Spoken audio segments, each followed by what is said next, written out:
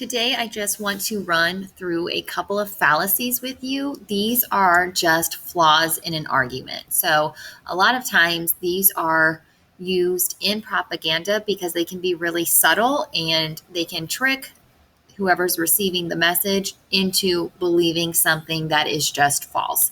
So it's important to recognize these. One, you can use them to help strengthen your own arguments. Sadly, most of our population don't realize when these are being used and therefore become more susceptible to these tactics.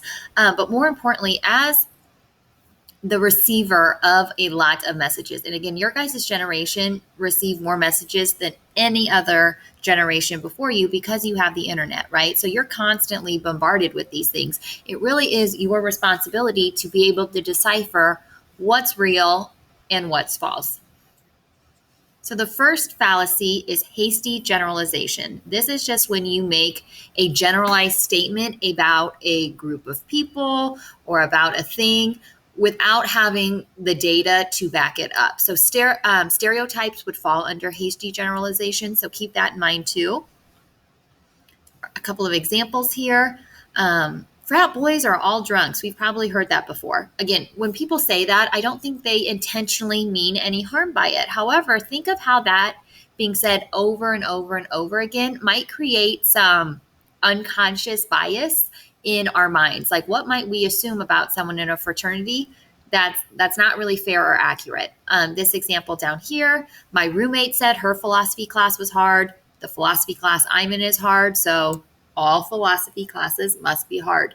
First of all, we should be very weary anytime we see that word all, okay? We should always second guess that word. But the reason this is hasty generalization is because this person made the conclusion that all philosophy classes are hard by only examining 2 of them. So again, the sample size was just not big enough to come to that conclusion, okay?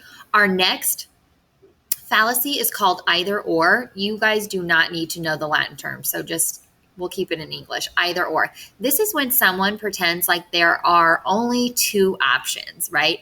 Typically, they present you with one really crappy option and then the option they want you to pick, because obviously you're not going to pick the crappy one, right? So again, it kind of forces you into choosing what they want you to do.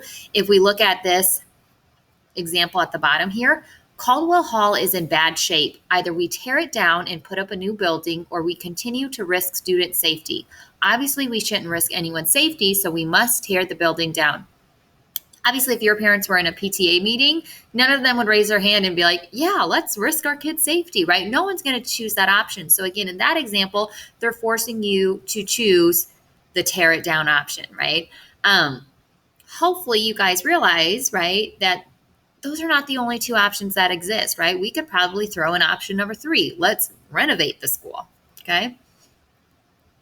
All right, our next one is force and fear. This is when someone persuades you by predicting or threatening something bad will happen if you don't choose their option. So this is kind of a hyperbole here. This example, I don't think anyone would actually use this, but I think you'll get the point. You ought to vote for Senator Gulch. If you don't, I'll burn your house down. Again, you don't want that to happen. That would be very bad. So you, in turn, will vote for Senator Gulch, okay?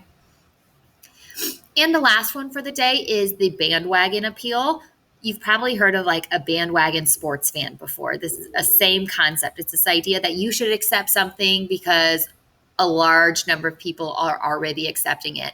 This really kind of ties into our psychological desire to fit in. So if we look at this example here at the bottom, everyone knows that eating red meat is physically addictive and psychologically harmful, right? This everyone word makes it a bandwagon. It's like, oh my gosh, everyone knows that? And then you're just going to think, okay, yeah, me too, right? You're just kind of jumping on the bandwagon. Okay, those are the 4 you need to be familiar with. The propaganda technique you're analyzing independently today will use a couple of these techniques. Make sure you at least correctly identify one when it asks you to do so in the worksheet.